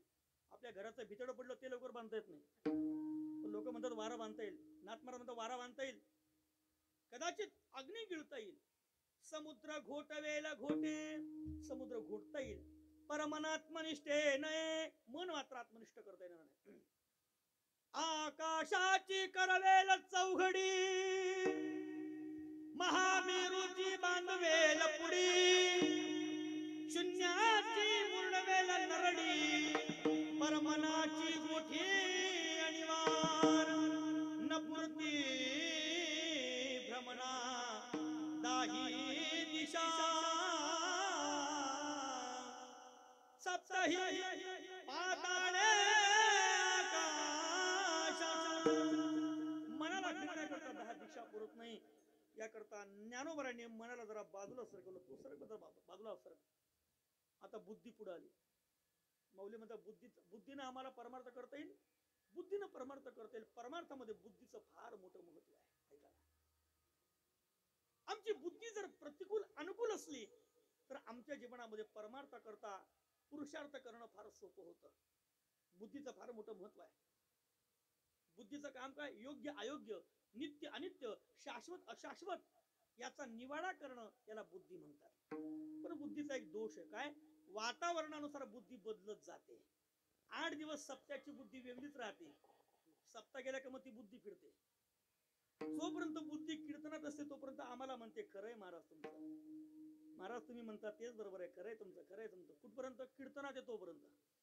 पण बुद्धी घरी गेली की मग ती बुद्धी म्हणते जाऊ दे रे, त्यांना तेवढा धंदा आहे, आपलं आपलं पा. अनंत बुद्धीचे तरंग क्षणोक्षणा पालटे रंग धरो जाता संग तव तो होय बाधक. बुद्धीला जरा बाजूला केलं. अहंकार महाराज आमच्या जीवनामध्ये अहंकाराने सुद्धा आम्हाला पटकन त्या ठिकाणी परमार्थ जिंकता येत नाही. अहंकार सोडणं मोठं कठीण आहे. आणि मग एक चित्त आमच्या करता फार पोषक आहे, त्याला म्हणतात चित्त. तुकोबार या चित्ताचा विचार आपल्या समोर सांगतात. महाराज म्हणतात माझं जीवन समाधानी झालं त्याला कारण माझं चित्त आहे. परमार्थामध्ये चित्ताला फार मोठं महत्व आहे. चित्त मिले तो सब मिले. तुकोबार म्हणतात नाही तो फुकट संग. चित्ताचं फार मोठं अनुष्ठान आहे. ऐका ना, जिथे मनन घडतं त्याला मन म्हणतात, जिथे विचार उत्पन्न होतात त्याला बुद्धी म्हणतात, आणि जिथे चिंतन घडतं त्याला चित्त असं म्हणतात. चित्ताचं काम आहे चिंतन करणं, आणि परमार्थामध्ये चिंतनाला फार मोठं महत्व आहे. महाराज म्हणतात चिंतना करता सदैव तयार राहा. चिंतना करता काळ वेळाचा विचार करू नका. चिंतनासी न लगे वेळ. चिंतनासी न लगे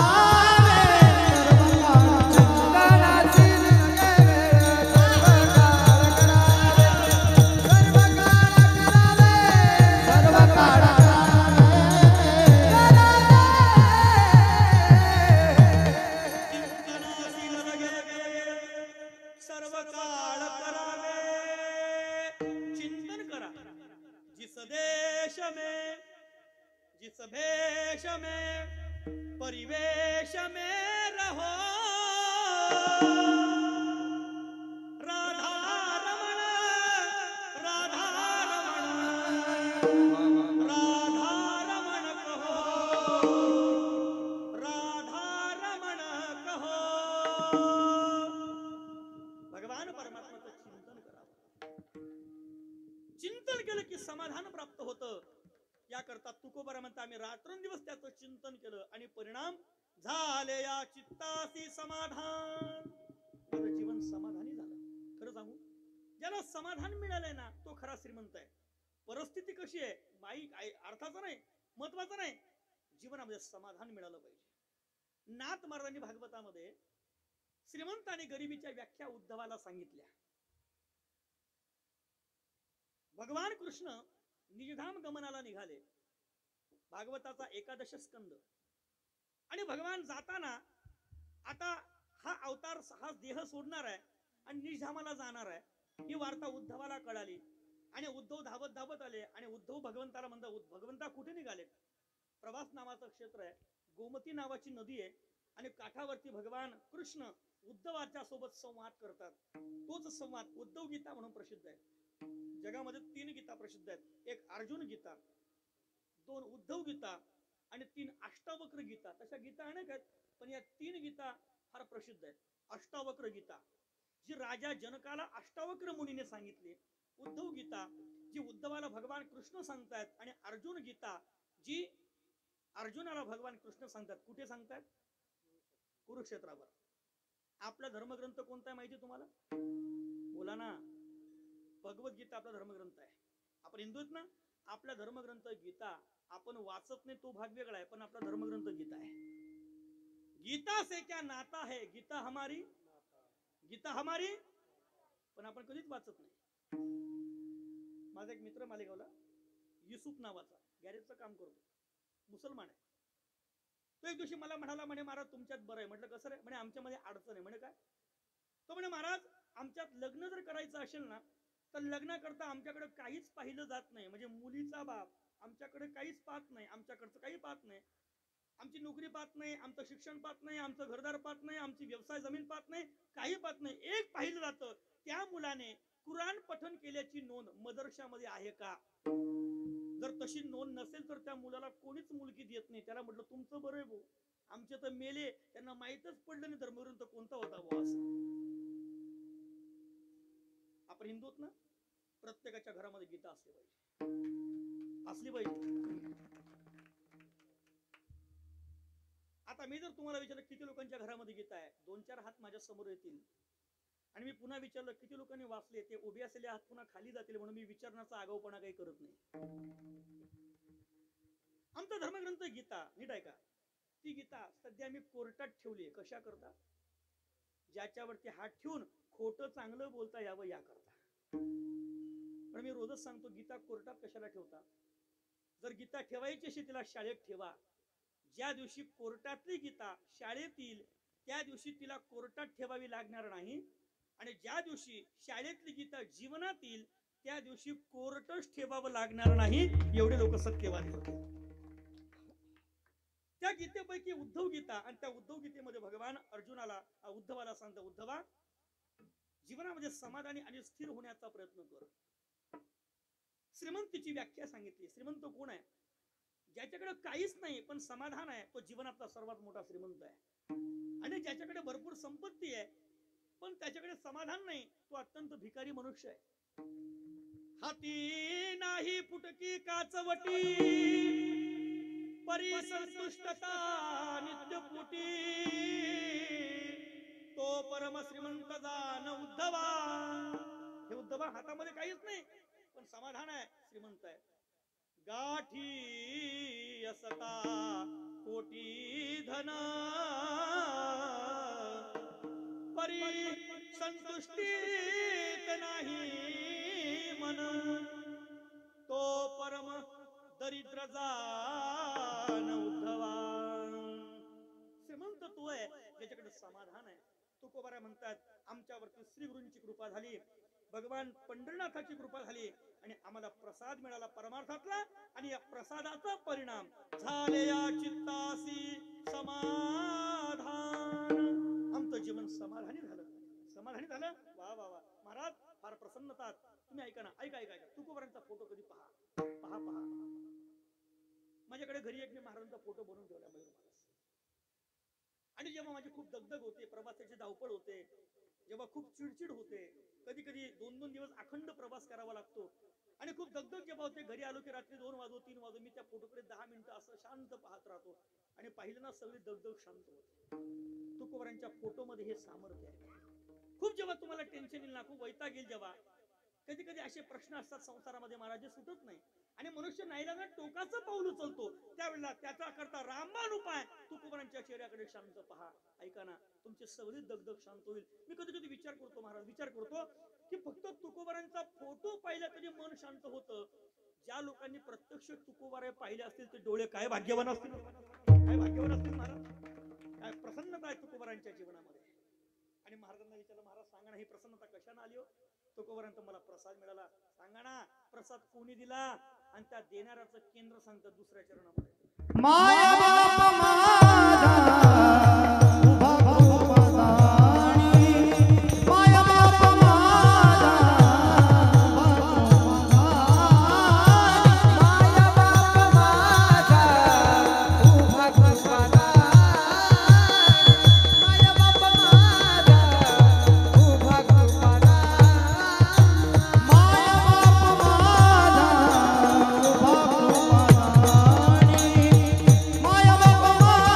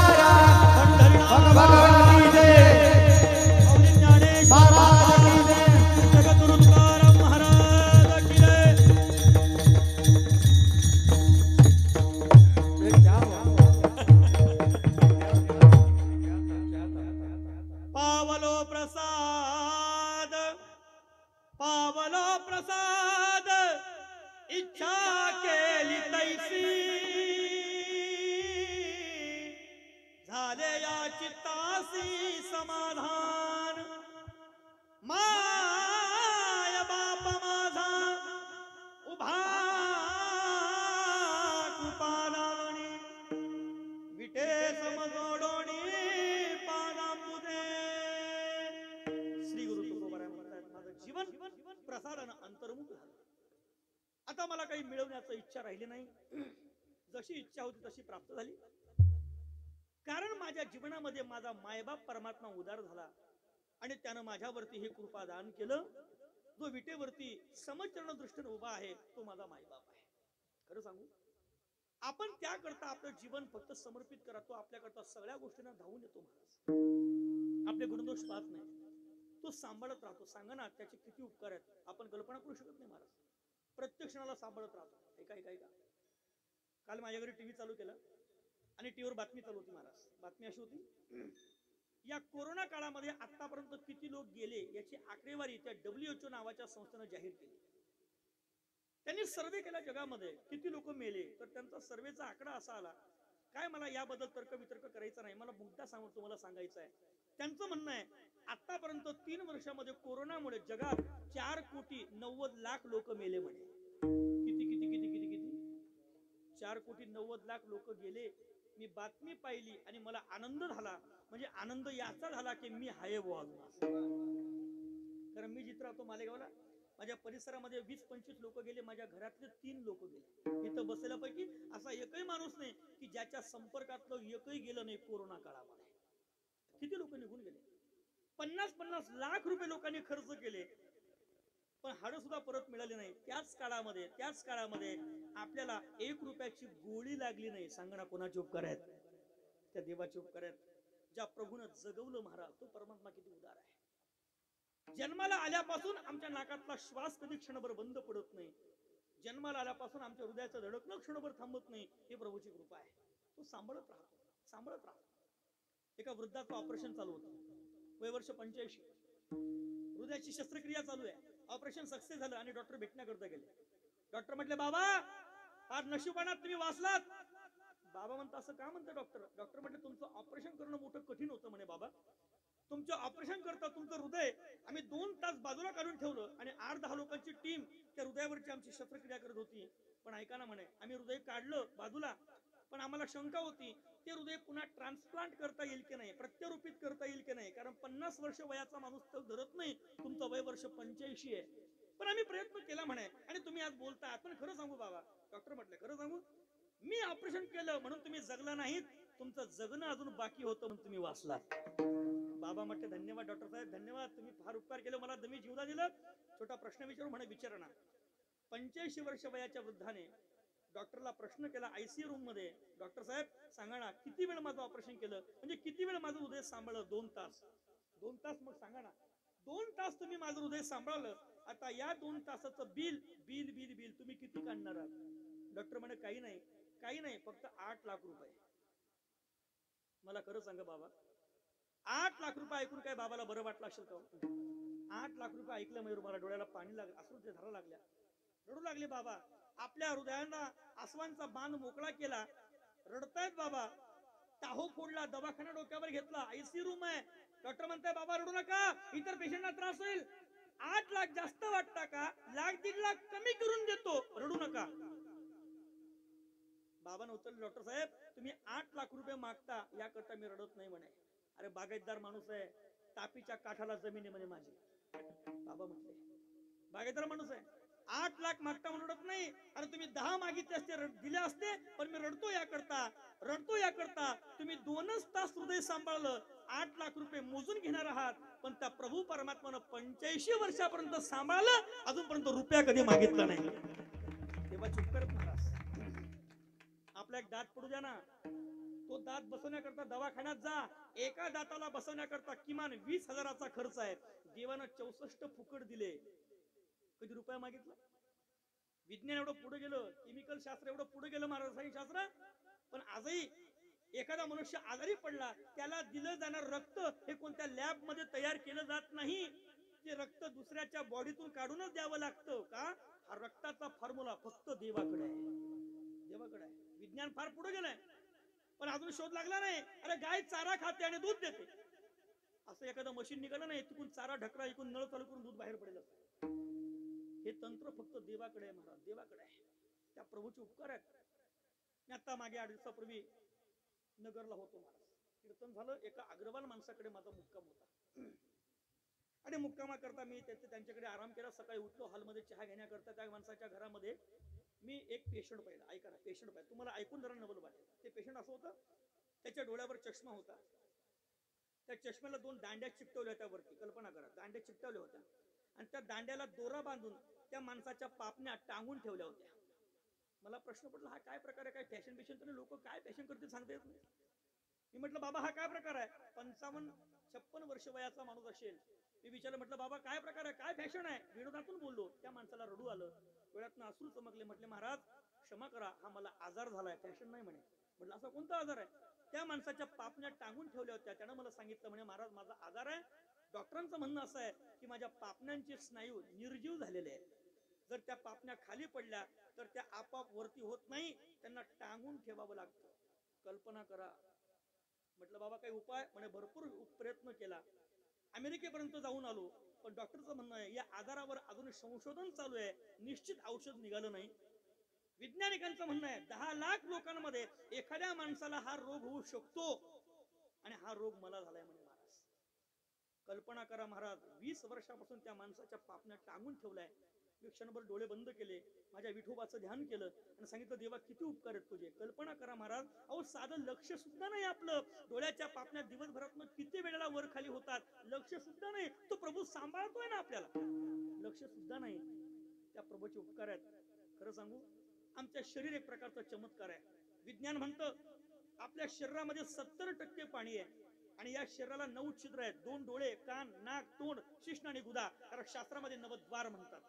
ऐका ना, या देहामध्ये 70% पाणी आहे, याला 9 छिद्र आहेत. म्हणजे कल्पना करा, 70% पाण्यानं भरलेला हा एक टँकर आहे. टँकर म्हणा, हा टँकर आहे आणि या टँकरला 9 छिद्र आहेत. पण काय चमत्कार आहे, 70% पाण्यानं भरलेला टँकर 9 ठिकाणी छिद्र असून सुद्धा एकाही ठिकाणी लीक होत नाही. सांगा ना, कोणाचे उपकार आहेत? देवाचे उपकार आहेत महाराज. खरं सांगू, ज्याचं वय 40च्या पुढे गेलं ना, प्रामाणिकपणे माझे गुरुजी म्हणायचे, ज्याचं वय 40च्या पुढे गेलं त्यानं तक्रार करायचीच नाही देवाला. गुडघे दुखतान, डोकं दुखतं, गॅप पडलाय, ऑपरेशन झालंय, अजिबात तक्रार करायची नाही. तेवढं आयुष्य नव्हतंच आपल्याकडे. जे मिळाले ते बोनस म्हणून मिळाले, लक्षात ठेवा. तो प्रभू सांभाळतोय आम्हाला. सांगा ना, ज्या प्रभूने आम्हाला आतापर्यंत जगवलं, आमची इच्छा नसताना, लायकी नसताना तो प्रभू आम्हाला सांभाळतोय. आम्ही काय देतो त्याला? सांगा ना, काय देतो? काय देतो? सांग. काही देत नाही. आम्ही त्याच त्याला देतो ना. आम्ही भजन करतो, आम्ही मंदिरामध्ये पूजा करतो, काय देतो आपलं? अरे आम्ही देवाला फुल वाहतो. फुल कोणी निर्माण केलं बोला? त्याच आहे, त्याच त्याला दिलं. आम्ही पाणी टाकतो शिवलिंगावरती. सध्या महादेवाला चांगले दिवस आले, 1 लोटा जल, सब समस्या हल. आम्ही महादेवावरती जलाभिषेक करतो. सांगा ना, आम्ही पाणी देतो, शिवलिंगावरती टाकतो. ते पाणी आमचं आहे का त्याचं आहे? हो, त्याच आहे. आम्ही त्याच त्याला देतो. आता बरं आहे का, आपलीच वस्तू आपल्याला दिली. आपल्याकडे लग्न असतं, कल्पना करा, लग्न असलं, एक पाहुणा आपल्याकडे आला, आपल्याच रॅकवरचा डबा घेतला आणि आपल्याला म्हटलं हा घ्या आहेर. आता जमलं का? आपला डबा आपल्याला देणं, त्याला आहेर देणं म्हणतात का? आम्ही आपलंच त्याला, त्याच त्याला देतो. ते चालत नाही. भगवान म्हणतात, अर्जुना तुझं मला दे, तुझं. आपलं काय? भगवान बोले, अध्याय 9 श्लोक क्रमांक सर्वात शेवटचा, मन्मना भव मद भक्तो मद्याजी मां नमस्कुरु मामे वैशसी युक्त्वैव महात्मानं मत्परायणा तू मन हे मीची करी माझी भजनी प्रेम धरी सर्वत्र नमस्कारी मज एकाते. अर्जुना काय नाही, हृदय मला देऊन टाक. आपण देवाला समर्पित व्हावं, तो प्रभू सांभाळत राहतो. तुकोबार म्हणतात, आम्ही तेच केलं. आम्ही त्याला आमचं जीवन समर्पित केलं, कारण तोच आमचा मायबाप आहे. आपण श्लोक म्हणतो की नाही, त्वमेव माता च पिता त्वमेव त्वमेव बंधू च सखा त्वमेव त्वमेव विद्या द्रविणं त्वमेव त्वमेव सर्वं मम देव देव. तुकोबर म्हणतात कोण आमचा माय बाप आहे. तुका म्हणे माता पिता गुरु बंधू तुझी कृपा सिंधू पांडुरंगा. तुझी कृपा सिंधू पांडुरंगा. पिता गुरु तुझी कृपा सिंधू तुझी कृपा सिंधू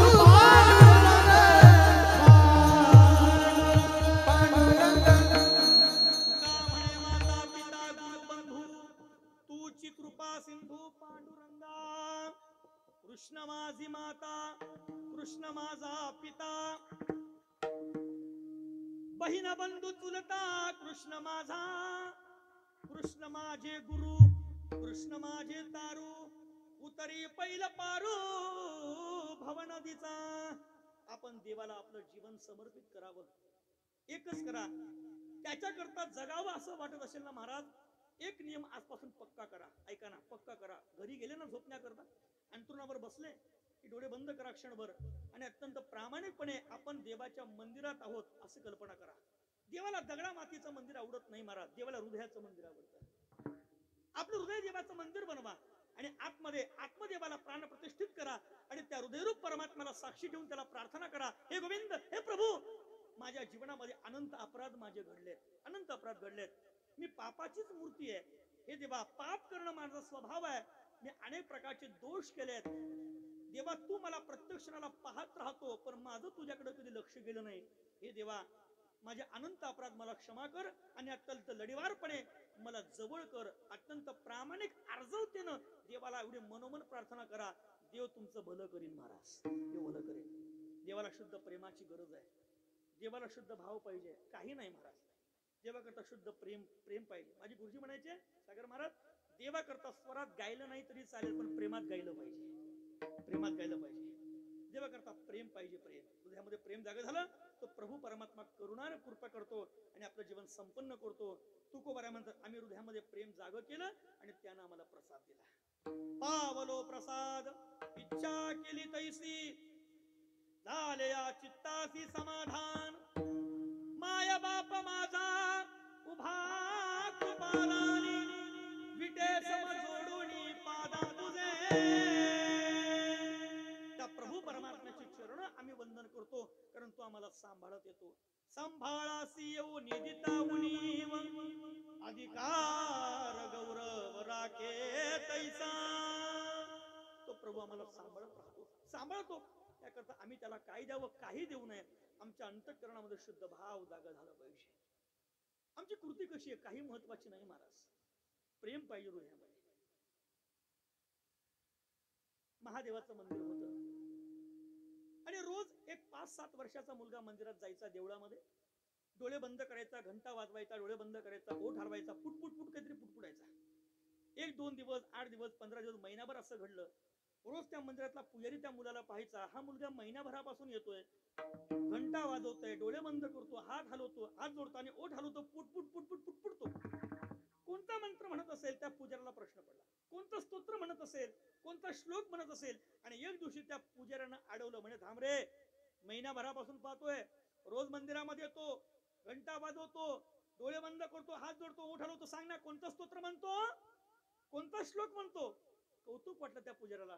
आणि मग त्या पुजाऱ्याला त्या मुलानं सांगितलं, म्हणे बाबा खरं सांगू, खरं सांग, कोणता मंत्र म्हणतो. तो मुलगा म्हटला, बाबा मी मंत्र वगैरे म्हणत नाही. म्हणे मग मी येतो मंदिरामध्ये, घंटा वाजवतो, हात जोडतो, डोळे बंद करतो आणि मनातल्या मनात ABCD म्हणतो म्हणे. त्या पुजाऱ्याला राग आला. तो पुजारी म्हटलं, करे ही ABCD म्हणायची जागा आहे? अरे ज्युनियर KG सिनियर KG हे काय बालवाडी अंगणवाडी का बाबा? अरे इथं ABCD चालत नाही, मंत्र म्हणावा लागतो, स्तोत्र म्हणावं लागतं, श्लोक अष्टक म्हणावं लागतं, ABCD म्हणतो. त्या मुलानं गोड उत्तर दिलं, तुम्हाला सर्वांना आवडेल. तो मुलगा म्हटला, बाबा मी 5 वर्षाचा आजान बालक आहे, मला कोणतं स्तोत्र आणि कोणता मंत्र येणार, मला काही येत नाही. मी शाळेमध्ये फक्त ABCD शिकलोय. मी देवाकडे येतो, प्रामाणिकपणे देवाला म्हणतो, देवा तुझ्या कृपेने मी ABCD शिकलो. आता एक काम कर ना, की तुझी ABCD तू घे आणि तुझा मंत्र तूच बनवून घे. हे देवा मला काय येतं. एवढी निरागसता जीवनामध्ये आली पाहिजे आणि एवढी निरागसता आली की मग ईश्वरी प्रसाद प्राप्त होत असतो. त्या मुलावरती महादेवानं कृपा केली आणि मोठे संत झाले. महाराज, जीवनामध्ये तात्विकता आली पाहिजे, आपल्या बुद्धीमध्ये विवेक जागा झाला पाहिजे. याकरता आपण सगळे सुज्ञ आहात. आपल्या जीवनाला गांभीर्यानं पहा. आपलं जीवन कोणत्या ठिकाणापासून, कोणत्या गतीपासून कुठून कुठे वाहत चाललं. किती पटकन आपलं आयुष्य गेलं की नाही. बोलता बोलता बालपण गेलं, तारुण्य कधी आलं कळालं नाही. तारुण्य कधी गेलं, लग्न झालं, मुलं मोठी झाली, अकस्मात आता आपल्या डोक्याचे केस पांढरे झाले, कधी पांढरे झाले काही कळालं नाही. किती पटकन आपलं जीवन गेलं. उद्या सकाळी घरी गेले ना, घरी उठल्याबरोबर आपल्या लग्नाचा अल्बम उघडा, लग्नाचा अल्बम उघडा आणि त्या लग्नाचा अल्बम मधला लग्नाच्या दिवसाचा फोटो काढा. उद्या सर्वांनी प्रयोग करा. फोटो काढा, एका हातामध्ये लग्नाचा फोटो घ्या आणि एका हातामध्ये छोटा आरसा घ्या. पाहताय ना तुम्ही दोघं? एका हातामध्ये फोटोकडे पहा, एका हातामध्ये आरसा पहा. फोटो पहा, आरसा पहा, फोटो पहा, आरसा पहा. आणि मग तुम्हाला लक्षात येईल, ते जुनं गाणं तुम्हाला आठवेल, काय होतास तू. किती पटकन निघून गेला आयुष्य. बालपण गेले नेनता, तारुण्यपणे विषयगता, वृद्धपणे प्रवर्तली चिंता, मरे मागुता जन्म घेणे. त्याकरता महाराज, आपलं जीवन गांभीर्यानं पहा. तुकोबारा म्हणतात, आता आम्ही त्या परमात्म्याला हृदयामध्ये पाहिलं आणि तो सर्वांमध्ये आहे हे आम्हाला कळालं आणि तो परमात्मा अंतर्बाह्य व्यापलेला आहे असं आत्मानुभव तुकोबारा आहे शेवटच्या चरणामध्ये व्यक्त करतो.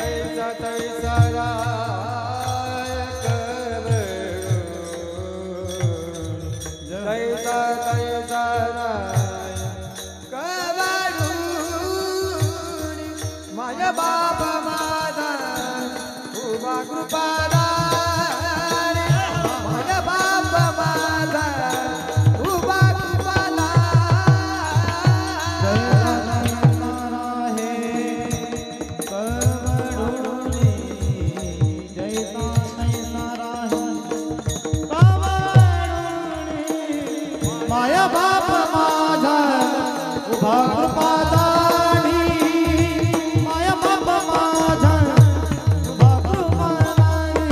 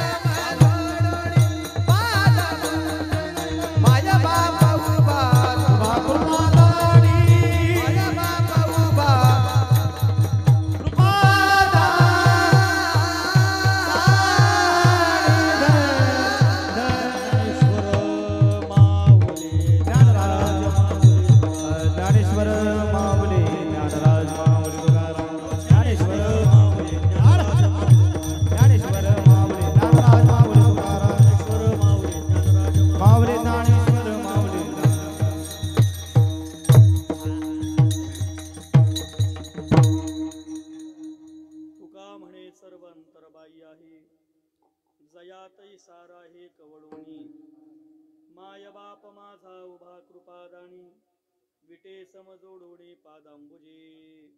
यथामती यथावकाश संकल्पित वेळेमध्ये सेवा आटोपण्याचा प्रयत्न करतो. श्री क्षेत्र पुण्यभूमी टेकवाडे सूर्यकन्या तापी मातेच्या काठावरती वसलेली ही अत्यंत प्राचीन नगरी आणि ताम्रपाषाण युगातलं या ठिकाणी ऐतिहासिक सिद्ध असलेलं भगवान उमा महेश्वराचं शिवलिंग या ठिकाणी आपण परंपरेनं उपासित आहात.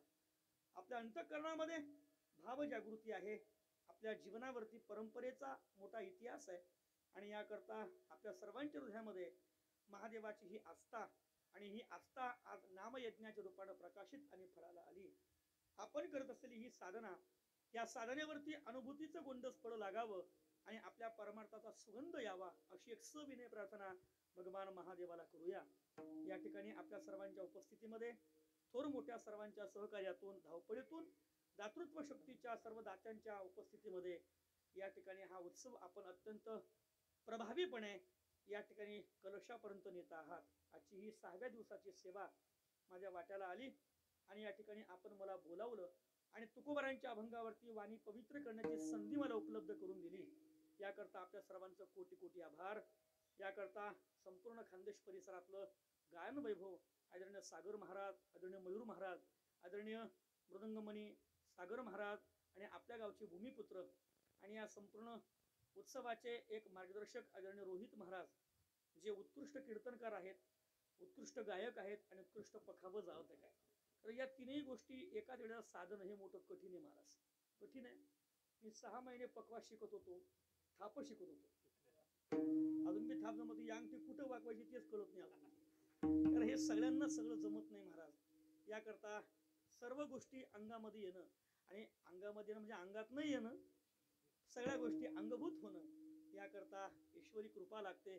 आणि त्यांच्या कुटुंबामध्ये संपूर्ण परिवार परंपरेनं वारकरी संप्रदायाचा अनुयायी आहे. त्यांच्या भगिनी वृंदावनमध्ये सध्या भागवत कथा पराशर मुनींकडे या ठिकाणी आपलं शिक्षण घेतात. त्यांचा संपूर्ण परिवार हा संप्रदायाच्या सेवेमध्ये आहे.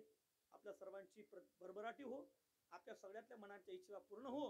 आपण सर्वांनी मला 2 तास श्रवण केलं, नाही सहन केलं.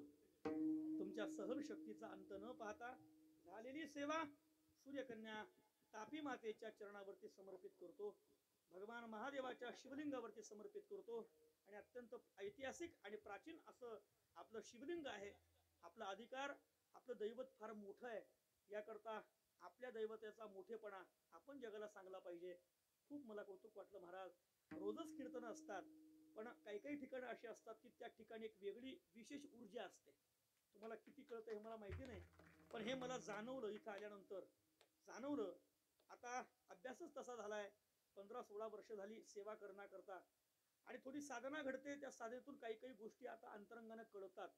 कोणती जागा कशी आहे, कोणती लोक कशी आहेत, कोणत्या भूमीमध्ये कोणती ऊर्जा आहे, ही ज्ञानोबरांची कृपा आहे. आणि या ठिकाणी आल्यानंतर ही सगळी अध्यात्म ऊर्जा निश्चित माझ्या आयुष्यभराकरता या ठिकाणी उपयोगी ठरणार आहे.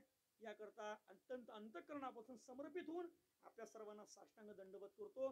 माझा आवाज तुमच्यापर्यंत निर्दोषपणे ज्यांनी पोहोचवला, जगद्गुरु साऊंड सिस्टीम, त्यांनाही धन्यवाद आहे. विनेकरी महाराज, आमचे सोबदार महाराज आणि ही सगळी लहान लेकरं महाराज उभी आहेत. खरं सांगू, आज कीर्तनकार भरपूर मिळतील, गुणीजन भरपूर मिळतील, पण आज भजनी मिळत नाही, ही मोठी शोकांतिका आहे. आणि आज जर संप्रदाय टिकून ठेवायचा असेल तर आपल्याला कीर्तनकार आणि गुणीजन नाही, आपल्याला भजनी तयार करायची आहेत. भजनी गावागावामध्ये भजनी निर्माण झाली पाहिजे. आज सगळंच विकत आणावं लागतं. काही ठिकाणी ऐकणारे सुद्धा विकत आणावे लागतील की काय, असा प्रश्न आता अलीकडे पडतो. कारण सगळंच विकत आणावं लागतं महाराज. याकरता आपल्या गावाची ही परंपरा पुढे जाण्याकरता रोहित महाराजांचा या ठिकाणी प्रयत्न आहे. आपण सर्वजण त्यांना सहकार्य करा. लहान लेकरं गळ्यामध्ये टाळ घेऊन उभे राहतात, निश्चितपणे त्यांचं जीवन संपन्न झाल्याशिवाय राहणार नाही. ज्ञानोबारांच्या जो पदरात बसला, ज्ञानोबारांच्या जो मांडीवर बसला, त्याचं जीवन प्रकाशित होतं असं महाराज प्रकाशित होतं. याकरता आपल्या सर्वांच्या मनोइच्छा पूर्ण हो. आणि झालेली सेवा पुन्हा एकदा भगवान श्री गुरु निवृत्तीनाथाला समर्पित करतो आणि वाणीला पूर्ण विराम देतो. विठ्ठल जय जय विठ्ठल, जय जय विठ्ठल, जय जय विठ्ठल.